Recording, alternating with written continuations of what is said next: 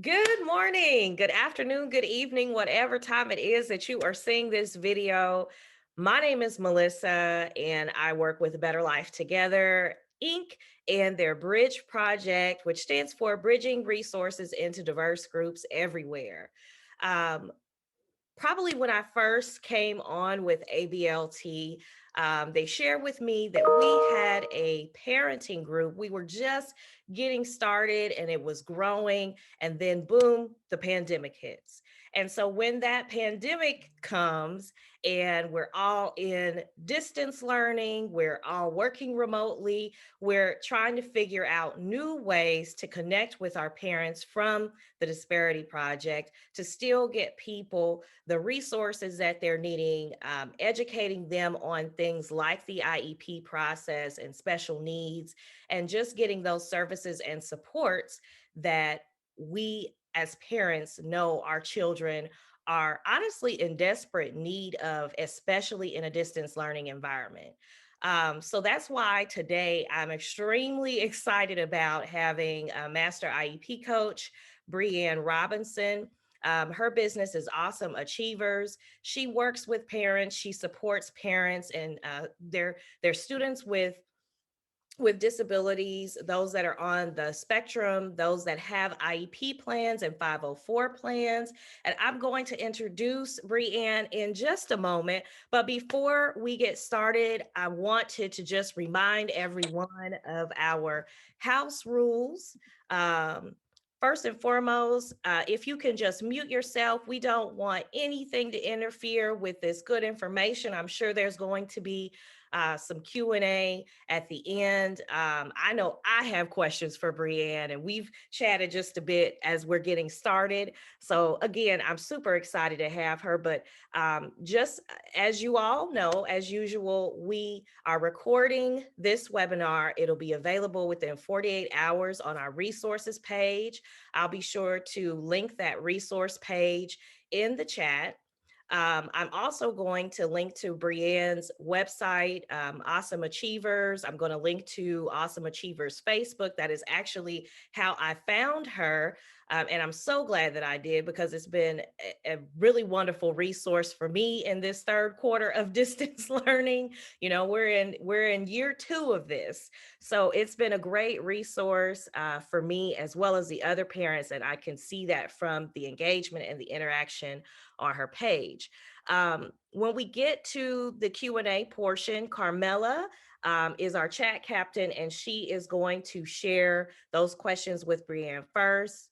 But just to briefly introduce the other members of the Bridge Project team, Elizabeth Jackson is our project manager. You can see her over, I always do this wrong, over there to the right. That's where she is on my screen. And then Carmela is just up above me.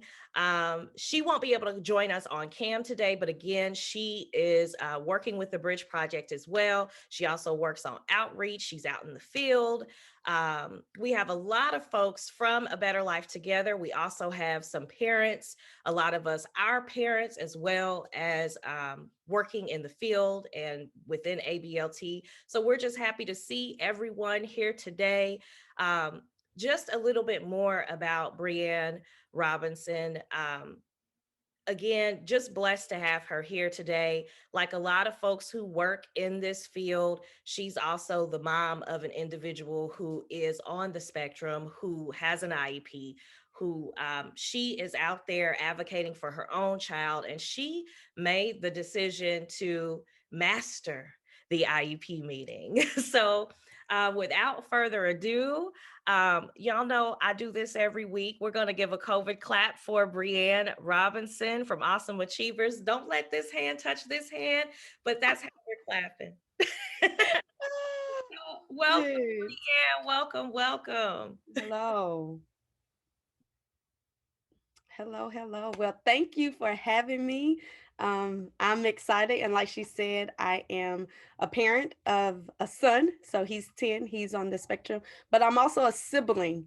So I have a 15-year-old brother who is on the spectrum as well. And like she said, I decided I wanted to master these IEP meetings because it can get a little tricky. And I have pretty much went from your simplest IEP meeting to having to do due process. So I've really been all across the board with IEP meetings.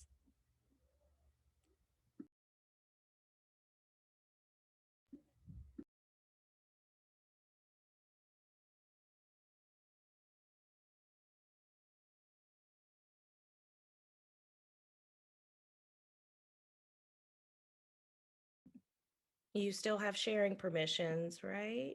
That should be Yes, okay, yes, I perfect. do. All right. So basically, what I want to really discuss today is, and I'm going to share the screen here right now. Everybody can see my screen? So, what I'm big about is educating the parents, empowering them, and letting your brain go, I didn't know that, right? Because it happened more often than not. We're given limited information when you're introduced into special education. They let you know, hey, you have parental rights, and they give you this piece of paper. And 9 times out of 10, we don't read it, and they give you a blanket overview, and you go and you do your IEP meeting. So I'm big on letting you know what your parents' rights are and what your child rights are. So let's see here. Might have to put y'all over here and scroll down here. All right. So a big thing that happened in 2020 was COVID-19. And so a lot of people were concerned with their child's learning experience. So I wanted to be able to create a program where you'll learn about how to be your child's best advocate without so much emotion, and then learn the techniques to help your own child self-advocate if they're on that part of the spectrum where they're verbal and they're able to self-advocate for themselves. So you might be wondering, what is a master IEP coach? So I am a master IEP coach, and we're who I am. We help you collaborate at the IEP table. We help you build IEPs, 504s, and even gifted educational plans that are truly unique to meet your child needs. And a lot of people never really heard about gifted education plans. They might call them different depending on what state that you're in, but it's a thing. I have a son who's twice exceptional. So he has a 504 plan, but he also have a gifted educational plan. And so as a master IEP coach, we're able to tackle all of those and get you some success at this IEP meeting and make it, child focused. Recenter and refocus on the child, because a lot of times we tend to navigate away from that when we get in crisis mode and things start to happen. So, like I mentioned earlier, we're big on parent support, the needed support that will make the impossible happen. So that's what a master IEP coach does. That's what I do every single day. And when COVID hit, it took me to a different level. I opened up a homeschool co-op, and so now I have about 8 kiddos and a teacher aide, and I have a Bcba and an RBT that I work with as well, who come and work with some of the kids. And so that parental support looks like parent training. So we do one-to-one emotional support to the parents of children with special needs. So that looks like information on finding and getting whatever type of resources that is needed. We do the parent advocacy training. So to teach you how to properly advocate, how to remove a lot of that emotions using the right language when you're speaking with administrators and teachers, and even if you have to go above the administrators in the school. So, like I said, this support is perfect for parents that want to gain an understanding of their child's IEP.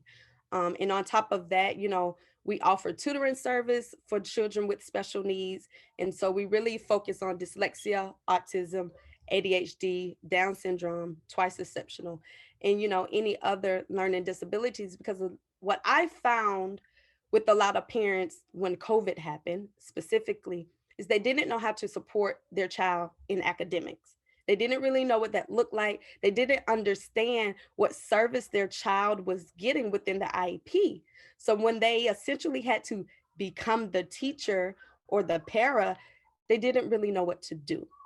And so we really provide that support in that training, because now we are stepping into another position of not only being parents and advocates, but really having to support our children's distant learning. So, and that flows into the different type of courses that Awesome Achievers offer. And these are just a few of them. It's not all of them. So we have one pretty much called Measurable Annual Goals, Learn Better. So in this course, you're going to learn how to effectively and efficiently write SMART goals. These goals, this course will shed light on forbidden words. So a lot of people don't know there are forbidden words according to your state guidelines on how the IEP should be written. Words that should not be used because it doesn't make it measurable, like increase. What are we increasing from? You just can't say we're going to increase reading comprehension. How? What, you need a number. It needs to be, quantified. Like, how is it going to increase from what to what? So, and then by the end of the course, you'll better understand, how measurable annual goals are, how to write them, and what to expect from your IEP team. So you want to make sure that you are part of the team, that you have a say when it comes to writing these goals. Another course that is a really big course that I really love doing is the special education. So living the special education life. So basically it's a guide to the overall IEP. So in this course, you'll learn what it takes to qualify a child for special education services. It talks about child find, evaluations, assessments, the 13 categories for eligibility, and much more. So you're going to start learning the overall basis of what special education is all about.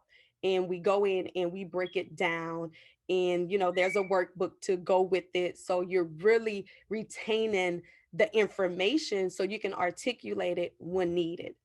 And then we also have what we call behind the scene of your child's IEP.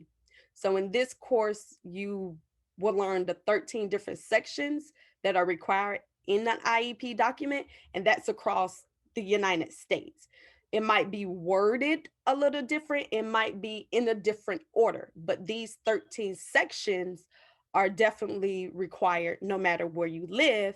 And you're going to pretty much gain the understanding of what each section means and how it applies to your child's IEP. Because if you don't have a present level of performance, how can you write goals? So that's important. If you have nothing written in there, you shouldn't even have any goals, right? So everything works together. You cannot have one without the other. So those are just some of the courses that we offer to our parents, but we also offer to therapists, to teachers, because there are teachers coming in not getting the proper training. So they're sitting in these IEP meetings just agreeing to what the administration says they should agree to. So we also have what we call child educational advocates. So basically, as a child educational advocate, we advocate for not only, special needs children, but also typical children. And what I mean by that is there are times where you have a typical child who might be having some behaviors, right? And they haven't done their part to see, is this emotional or what's going on? They haven't really figured anything out. And this child is continuing to get referrals to the office, right? So that is what we're talking about, a child education advocate being needed for a typical child. We need to figure out what's going on.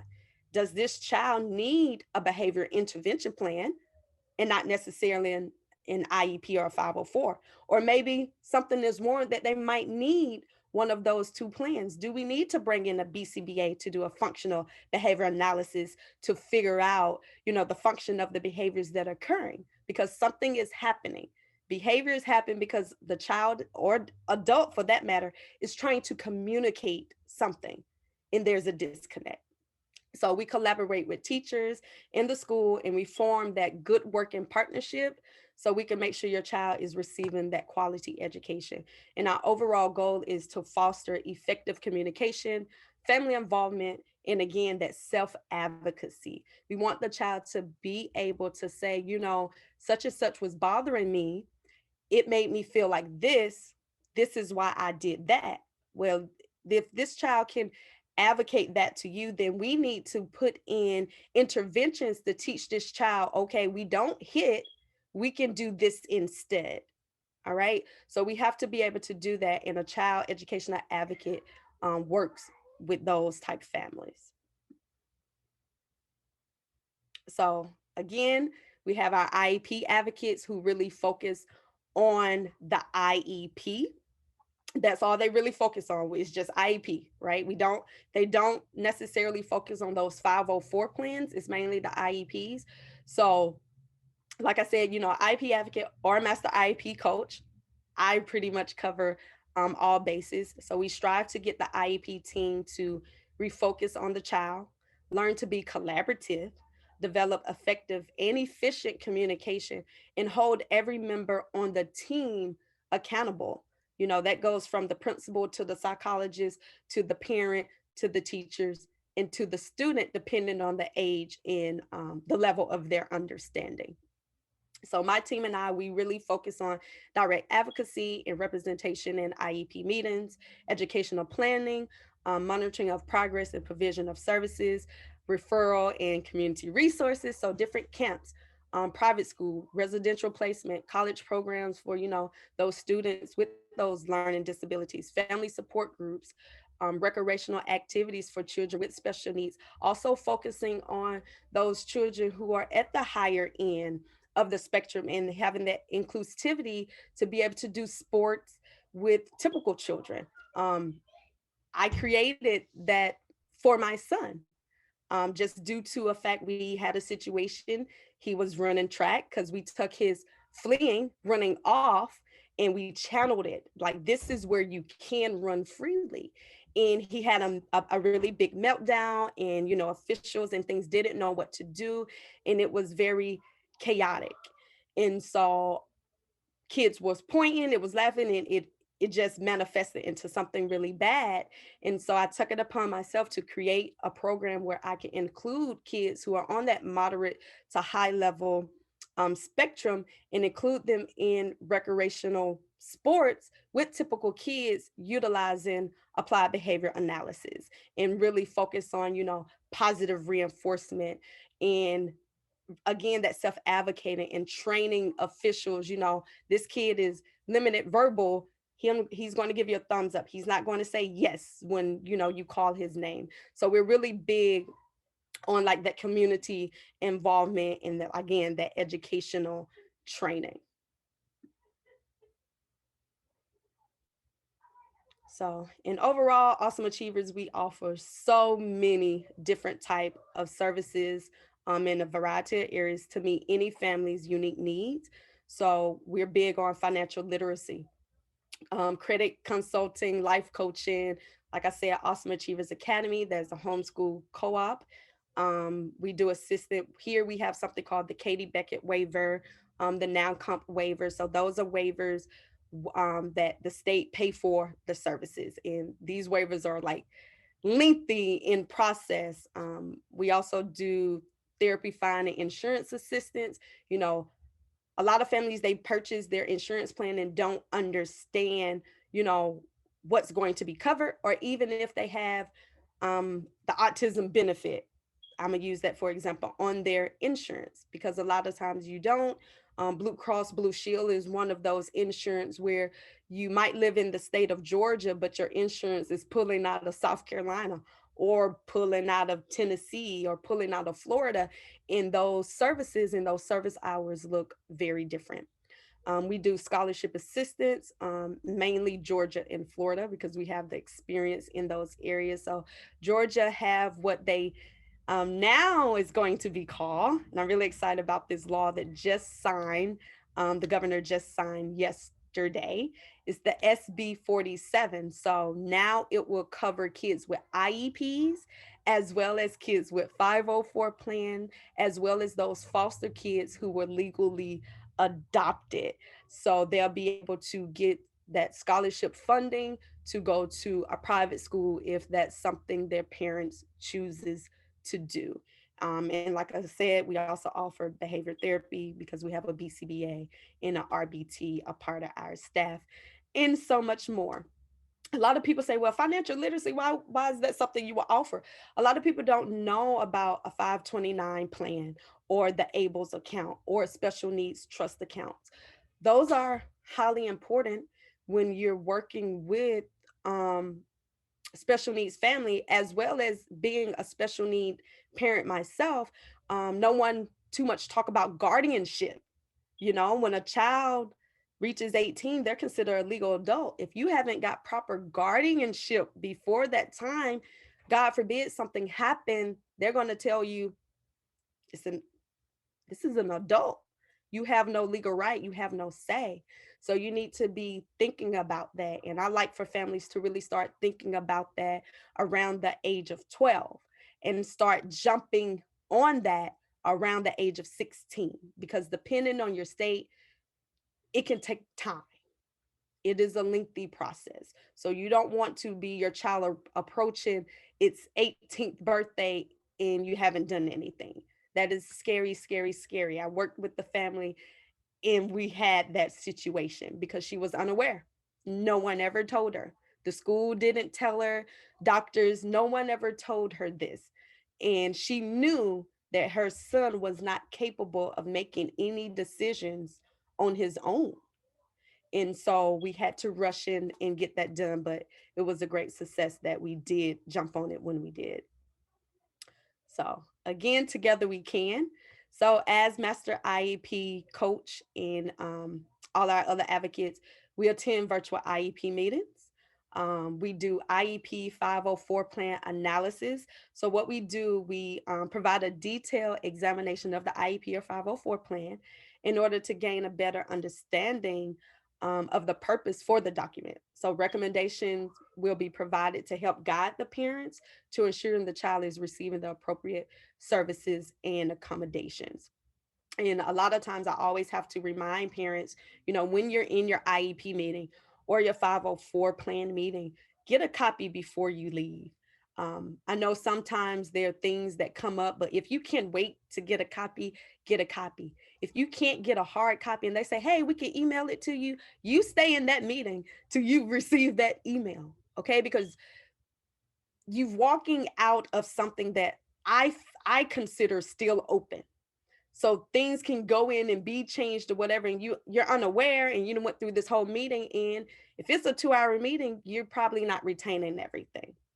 So that is something, I always tell my parents, make sure you do. Another thing I always say, bring someone with you to your IEP meeting.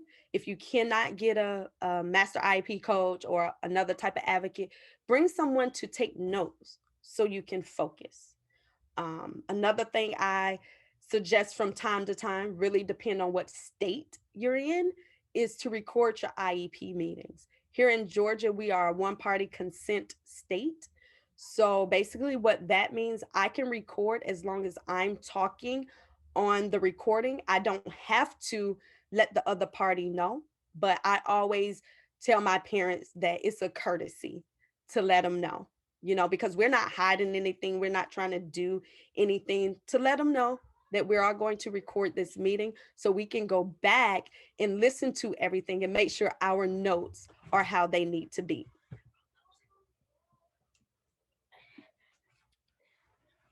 And again, we do what we call IEP and 504 plan coaching and consulting. So you'll receive a one-to-one in-person or virtual 3-hour consultation to be used however you want within 90 days with the master IEP coach. So that would be someone like me. And basically during this time, you can address, your specific needs or questions in regards to your child's IEP or 504 plan. You can get an action plan developed. You can have your child's IEP and 504 plan reviewed, and get even a letter written. So these 3 hours don't have to be used at one time. You can do 20 minutes here, 20 there, 30 there, hour there, but you have 90 days to use these hours. So whether that's just coaching you and what to say and what to do, or sitting down and having a full consultation, and we really diving in on something specific. So again, distant defeated, we can still accomplish many goals through virtual learning and training. So since COVID, I have attended so many IEP meetings virtually, and I am the type of person who loves being in person when I do meetings. I feel like my presence need to be felt when I'm there. But I've come to learn my presence is felt through this computer screen because we are still gaining the successes and the wins that we need for our families. They're getting what they need, they're understanding, we're getting creative in how services can be met virtually for those who cannot, go back into the school buildings. We're getting very, very creative with that. And so distance, we've defeated that. There's no distance in that for us anymore because we're coming back and we're being, innovative in creating these unique plans. So you can always learn more about what Awesome Achievers do and to reach out to me, or if you just, want to do a consultation because you know someone who knows someone, I can be reached at www.awesomeachievers.com and awesomeachievers.org. So there are two. I am on Facebook at Awesome Achievers, and I am on Instagram at Awesome Achievers. So if you got any questions, please do not hesitate to reach out, and you can call me 678-597-8792, and I do pick up the phone. And so our consultations are 30 minutes free. Most people do 15 and 20. I'm a talker, so I need at the minimum 30 because I really want to understand the challenges that you are having and give you a 3-step action plan that you can go put in place immediately. So thank you guys. I'm gonna stop screen sharing. Perfect. Thank you. We have a few questions in the chat if you don't mind answering. All right. So, Yes. our first question is, what is the BCBA and RBT? All right. So a BCBA is a board certified behavior analysis analyst, and an RBT is a registered behavior therapist. So they are nationally certified with the board, the BACB, which is the Behavior Analysis Accreditation Board. And so basically, they are skilled, trained, highly educated on applied behavior analysis. And so they really focus on behaviors. Everything we do, behavior is movement, right? So everything we do is a behavior. That's the way we communicate. So even though some kids, some adults don't have a speaking voice, but they're able to, use sign language, communicate. Sometimes kids have these aggressive behaviors and they're skilled at figuring out why. Why is this happening? What is what we call the ABC, the antecedent, the behavior, and the consequence. And so a lot of times when people hear behaviors, we always think of the negative behaviors. They're positive behaviors too. So we got to get outside of that thinking. First of all, is that behaviors are negative. Behaviors are positive and negative. So that's a BCBA and an RBT. Awesome. Thank you. And our next question is, what are 504s? All right, so 504 plans, they're basically their plans, they're covered under the federal law ADA. And basically, all a 504 plan really covers is those accommodations. And so those accommodations might look like extended time or sitting next to the teacher or being able to use a calculator. It's just something that you receive in order to access the general education classroom or the workplace. A 504 plan can follow you the rest of your life. All right. So it's literally just accommodations to be able to access a classroom or workplace. It's very different from a 50 IEP. The IEP has accommodation and services, and it falls under IDEA, which is the federal law. And your IEP can go from the age you enter public schooling or private schooling. We'll talk about that a little later. And sometimes it could be as early as 2. My son has had an IEP since he was 2 years old because he has that special birthday. But typically it's about 3, and it only goes up to 22. So once your child reaches 22, and let's say they're a child who's able, well, now young adult who's able to go into the workplace, they'll receive a 504. So if they go to college, it will no longer be an IEP. It will be a 504. Okay. So it does look a little different. That's why we're so big on self-advocacy and the child really understanding the services and how to apply certain skills, because once they reach that college level, you no longer get a service, you're getting an accommodation. So all they have to do is provide access to the area. They don't necessarily have to have a para. In some places, a para looks like a service, right? Someone who's sitting there with the child. When you get to college, they don't have to give you that. It's not required of them with your 504. Now, if you get one, that is amazing, right? That I feel like they're doing an excellent job. So that those are the differences between 504s and IEP. So a 504 is just accommodations. Got it. Got it. Thank you so much. That actually really cleared it up because I was wondering that myself too. When I reach out to people through the Disparity Call Project, they say they have 504s and I'm a little unsure, but now I know that. Great answer. Yeah, our next question and last for now would be if you could please repeat your phone number. I can go ahead and type it in the chat. Yes, that phone number is 678 597 8792. And then 8792. Yes. Got it. All right. It is in the chat if anyone would like to write down Ms. Robinson's number. Thank you. Yes, that 504 versus IEP, that was very helpful. Thank you.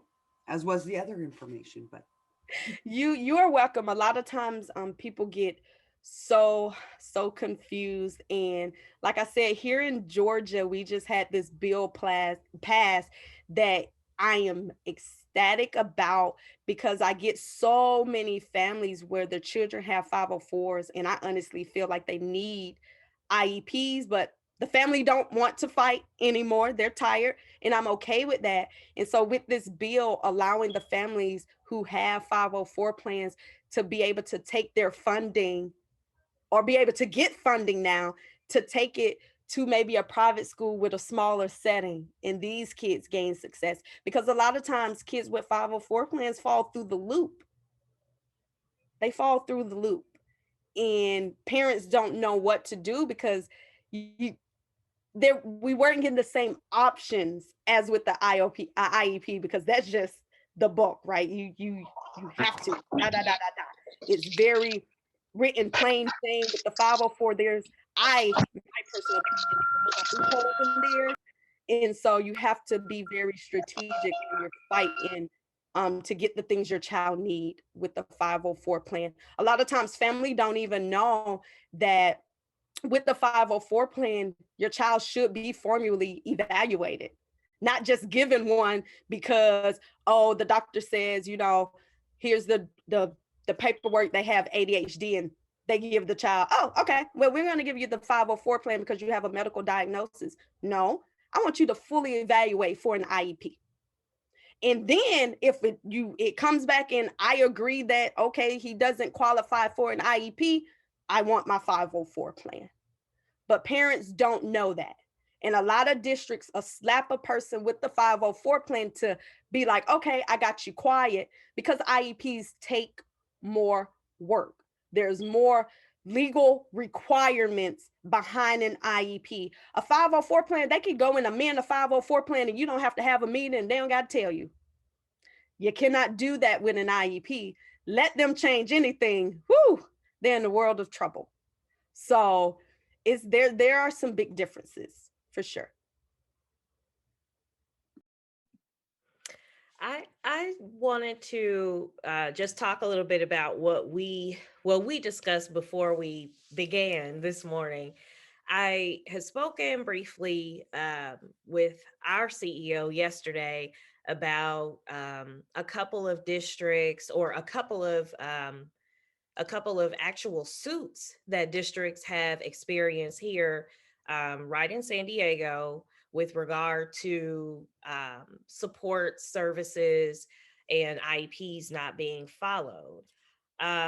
Do you, something that we did not discuss, do you have the ability, in addition to just going with parents to the IEP meeting, do you have experience with a facilitated IEP meeting, and has that been positive or negative? I think, because I just to share a brief story, I had to do that last year. The meeting kept getting pushed back, kept getting pushed back, kept getting pushed back, and we were literally right before Christmas, right before COVID happened, and finally got it done. But we had to have a facilitated IEP meeting. um and I just was wondering, what has been your experience with those, and do you recommend that, or do you just recommend that people have an advocate, to go with them, or a master IEP coach to go with them? Or what are your thoughts on facilitated meetings? So I've actually have been in two facilitated IEP meetings. Here in Georgia, every district do not have a person who's able to facilitate IEP meetings, but there are some districts that do. And the person's supposed to be impartial. They don't supposed to be on anybody's side. However, if you really think about it, when you're contracted out, you're kind of on the side because they're paying you. So they supposed to be impartial. But like I said, my personal opinion, they're cutting your check. So you're gonna kind of sway more to make sure they don't go to court in the sense, right? So you're going to say whatever you have to say. I always tell parents, I don't care what type of IEP meeting it is. You do not go without you an advocate or a master IEP coach or a special education lawyer.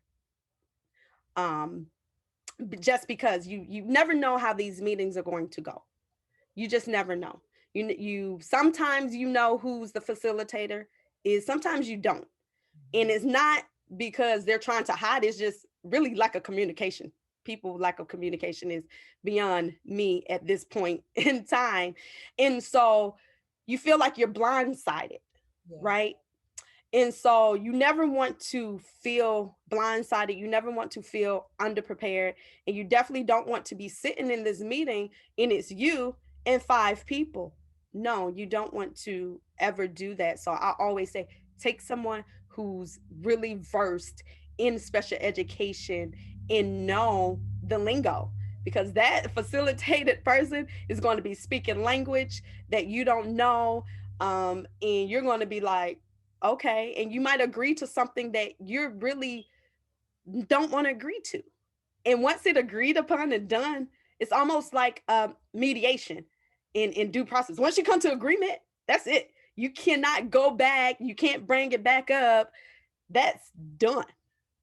And so you want to be very mindful of that. And so when you have someone, specifically a master IEP coach, we know what questions to ask. We know when to be like, we're not coming in on that right now, because you will see things that come up that you're not even addressing. And you're like, well, why are you talking about that? That's not an issue. And they're trying to make it connect in a way.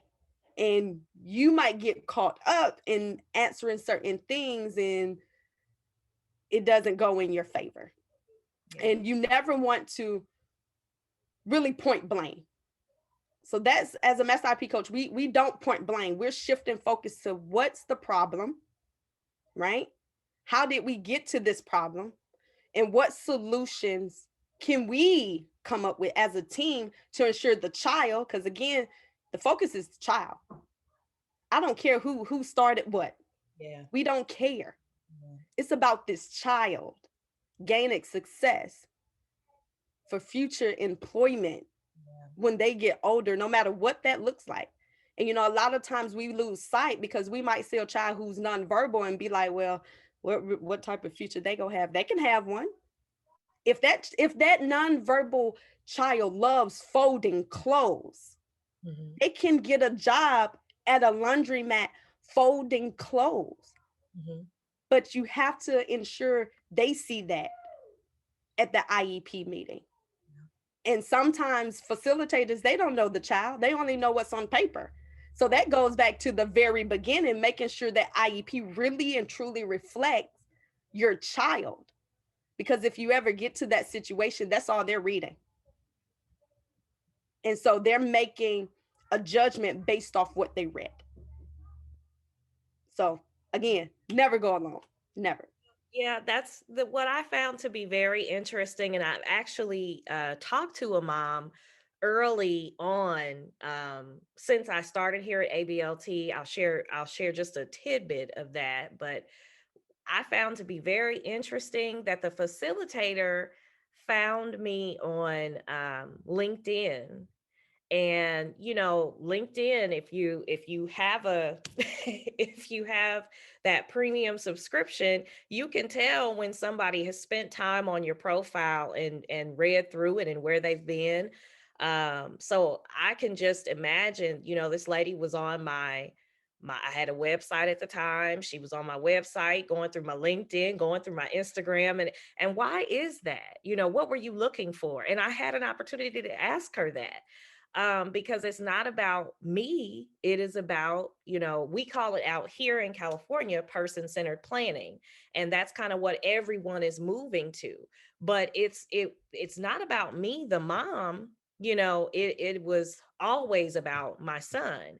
I've heard horror stories of people harassing parents, calling human resources instead of calling a parent back, um, on their personal number or cell phone or the home number. I've heard so many horror stories. So I just really thought it was important for people to know that there was such a thing as a master IEP coach, that there is, and we've had quite a few advocates, organizations that advocate, because we want people to know that, one, these things exist. Two, you have rights. Your child has rights, and those rights don't change just because they're at the kitchen table versus in a classroom. Um, and I also think that it's just a blessing to be, one, a parent, and have that experience, and then coupling that with education to be able to speak for your child, if in the case that they cannot speak for themselves, and advocate for themselves. But just both sides of that experience. I just truly appreciate what you're doing, what your organization is doing. I do want to applaud you for taking part in that law getting passed. I've been following your page. You're doing amazing work there, and I'm prayerful that people are able to connect with you and reach out to you. As I said before, this will be available if you've missed any portion. I think we had a few people that got in just a little bit later, but this entire recording will be available on our website by Friday, along with the slides. And I encourage you all, click the link in the chat to get to awesomeachievers.com, awesomeachievers.org. I'm going to add the .com site as well. But yes, follow her on Facebook so you can follow along with her journey and what she's doing, and also get some advocacy going, get some get some support. I am wondering, because we have heard within the last couple of Wednesday webinar series that there are actually hours that are available through our San Diego Regional Center, to where you can attend a conference, and you can work with a trainer or a coach when it comes to autism. So I want to remind people of that. And all you have to do is say, I want to go through Auesome Achievers, or I want to go through XYZ, and you can get that covered. They will pay for you to go to those conferences. And this is not us trying to sell you. I'm just trying to remind you that that is one of those things that's available that's not always talked about.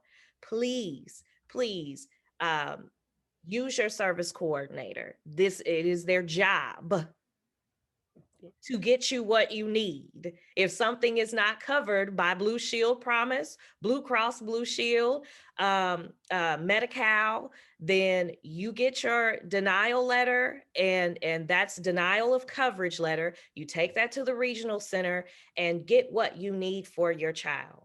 So if you all have a question about how to do that, what the letter should say, how you ask for those hours, you can reach out to Elizabeth. You can reach out to myself. You can reach out to Carmela. That is what we're doing, because this is important that our children not fall through the cracks just because the district don't know what's going on. They don't know what to do. It's been a year. And I want to piggyback on that. When we don't utilize this funding and stuff that's out here that these organizations it gets taken away. Everything is an allocation. So if you're not using it, you're losing it. So when she say use it, by all means, use as much as you can of it. Ask the question, how many times can I come back? Because if we don't use it, we lose it. And for those of us who advocate on a federal level, we're always asking for more money. And they saying, well, what are you doing with the money? We look at the data, and the data says you're not using the money. We need to use the money, you guys. We need to use the money. So get your baby what your baby needs. All right. So definitely, because otherwise they will put it somewhere else. Don't ask our opinion about nothing. It'll just be going somewhere else. I appreciate this. Real Talk with BreAnn and the Disparity Project team. I appreciate you, BreAnn. Again, you all, let's give a COVID clap. Thank you so much for being with us. For you, it's in the afternoon. Thank you so much for joining us this morning on our side, in the afternoon on your side of the world. Please make sure you click in the chat to follow her Facebook. I am going to, just before we wrap, I'm going to go on and put our Facebook into the chat just so you all can connect with us if you have not already. And let's see. We are looking forward to next week. If you have missed out on the BRIDGE Project and what the BRIDGE Project does beyond these amazing Wednesday webinar series and having our speakers come in, we're also going to hear monthly from Elizabeth Jackson with regard to our project manager, with regard to what the BRIDGE Project does, the Lanterman Act, and how you use that law. You speak that law so they know that you know what you're talking about, and you know how to advocate for your family member, the individual with the disability in your life, your child. This is what we're going to continue to do every single month. Again, everything is going to live on our resources page. So if there's anything that you all have missed, you can always go to abetterlifetogether.org, and you can go to our resources page. If you want to attend any of our upcoming webinars, and I can't walk and chew gum, you all, I'm trying to copy our link just so I don't have to type it out. But if you want to attend any of our webinars, you can just go to abetterlifetogether.org/events to RSVP, and you'll receive the link. As always, these webinars are free. We're going to keep them free in lieu of our parent group. I'm just so excited about this. Thank you so much again. Thank you all for joining us, and we'll see y'all next week at 10 a.m. Yay. Awesome. Yes. Thank you so much, Brienne. You are welcome. Great info.